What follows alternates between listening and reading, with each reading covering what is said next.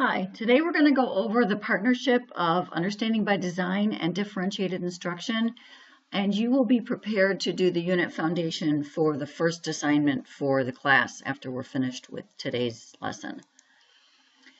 Understanding by design is really the foundation and the planning for instruction. It's everything that happens behind the scenes. It differs from traditional ways that teachers planned instruction, in that we really focus on the standards first and assessment and then go into activity. It helps teachers to focus on figuring out exactly what students are going to learn and how we're going to know that they learned it. Differentiated instruction is what happens when you take students' interests and students' abilities and incorporate those into thinking about lessons and delivery of lessons in order to allow all students to access the curriculum.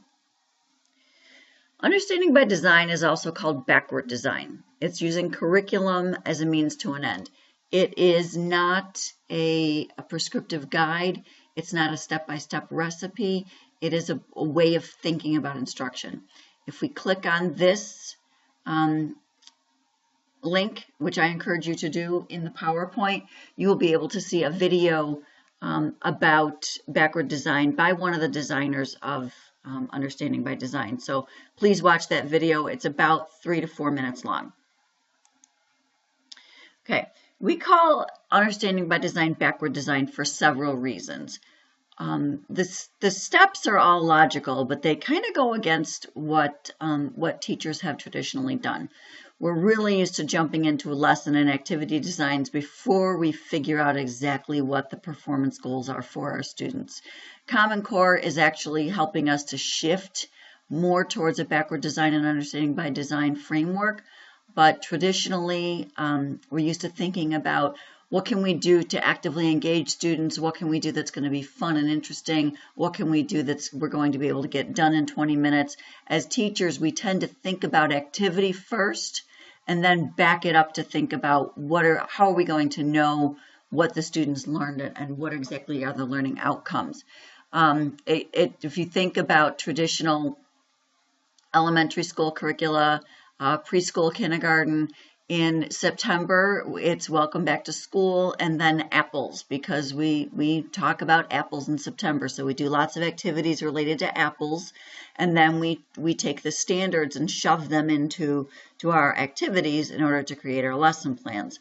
And then in October, we do the same thing, but we do it with Halloween and with pumpkins. And in November, we do the same thing, and we do it with Thanksgiving and pilgrims and Native Americans. And then in December, we do activities all based around the holidays, and then we incorporate the standards into the activities.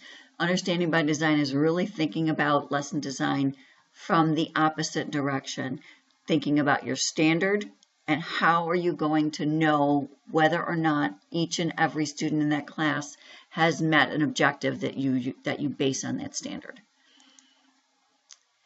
3 stages of backward design. The first is to identify what your results are going to be. The second is to figure out what the evidence will be acceptable to determine whether or not students have achieved those results. And the last thing is planning learning experiences, those activities. So, identifying the desired results. Very first thing we need to do is we need to focus on big ideas. Enduring understandings. Enduring understandings are things that students carry with them beyond the lesson. If you click on this link, which you should do, click on this link, it will open up to a PDF that outlines enduring understandings and essential questions.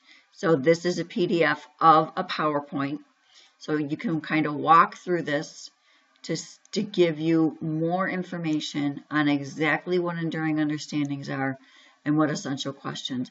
So it says enduring understandings are things that students will revisit over the course of their lifetimes. And if you go back up to, this is created from the Understanding by Design textbook. We're not using that book for this class. but we are using some of the materials for it. And one of the authors of that book co-authored the ASCD book with Carol Ann Tomlinson.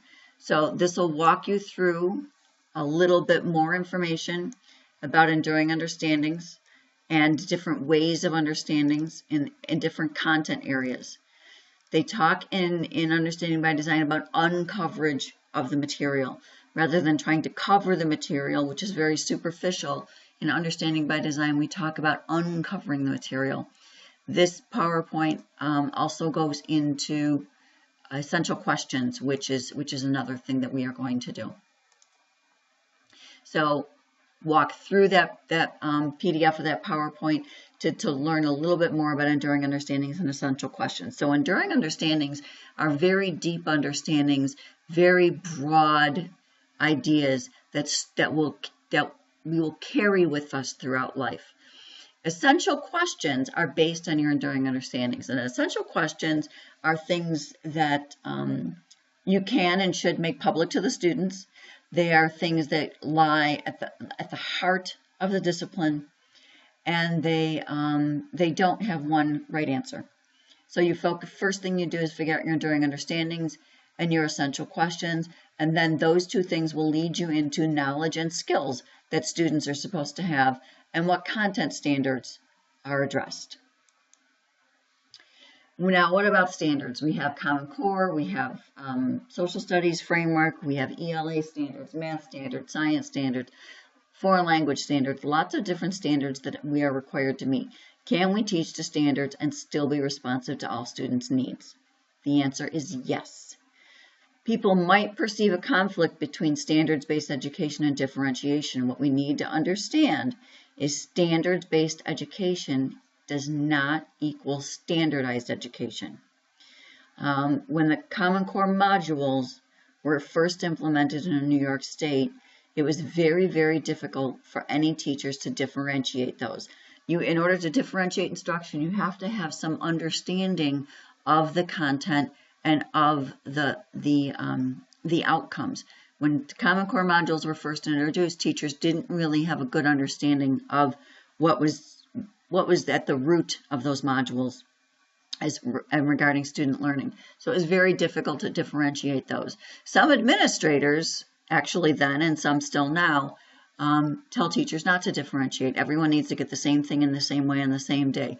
Most administrators do not follow that belief, that they understand that things should be differentiated. But differentiated, you're going to learn how to differentiate. Differentiation doesn't necessarily mean taking more time with students that struggle. There are different ways of building in differentiation that are not going to take any more time for instruction. This is what the first activity that you're going to do for this video.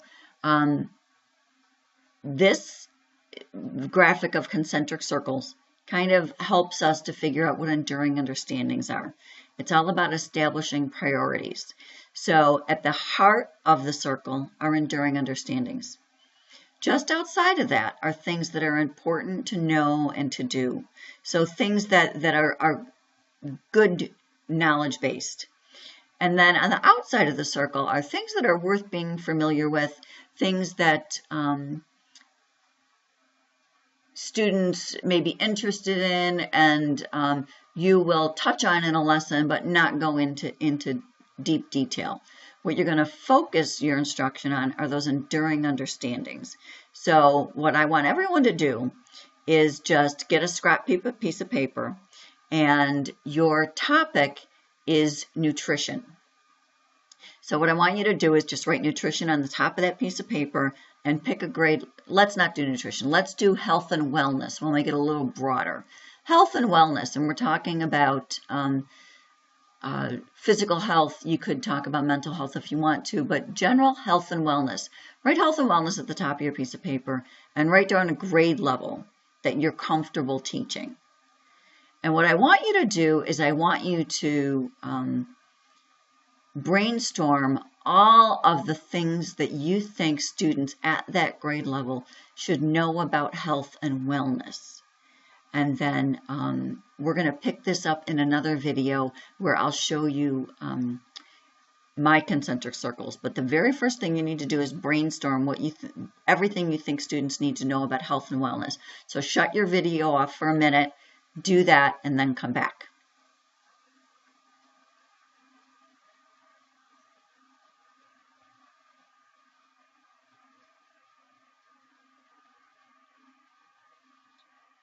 Okay, now that you have brainstormed everything that students at the grade level you picked need to know about health and wellness, what I want you to do is I want you to put those things in these circles. What you can do right next to your brainstormed list is write an E next to things that you think are enduring understandings, an I next to things that are important to know and do, and a W next to things that are worth being familiar with.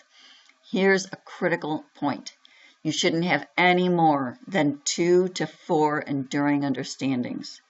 These are things that as students learn more about the material, their knowledge and understanding of these things become more sophisticated. These are things that will reoccur naturally throughout the unit and things that students will carry with them. For example, we have a presidential election going on right now. We're finishing up the primaries. If we think about presidential elections in the United States, we could brainstorm a whole bunch of things that are important. When we put those things into these circles, enduring understandings are probably things like they happen every 4 years. They're part of the democratic process. And actually, I'm going to change my answer. Every 4 years is not an enduring understanding.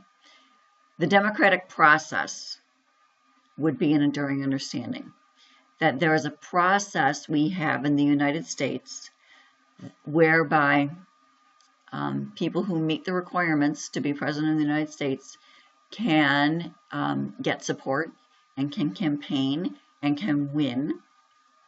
Enduring understandings are probably also that we have primary elections and a general election, because those are things that really impact our ability to function as citizens.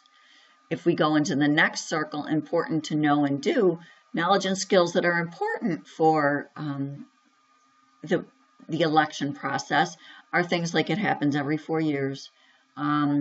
Things like red state, blue state, that's important, especially when you're looking at graphics that depict the party affiliations. Important to know and do would also be understanding what the Electoral College is. Important to know and do would be information on probably the 2 major parties, Democrat and Republican. And then in the third circle, understanding that there are other parties other than Democrat and Republican, what some of those parties are and what they stand for. Worth being familiar with might be how the Electoral College works. Worth being familiar with might be the different processes whereby states assign college votes, what a superdelegate is, things about campaign finance might be worth being familiar with. So you can see as you get in the outer circles, it's more of those details.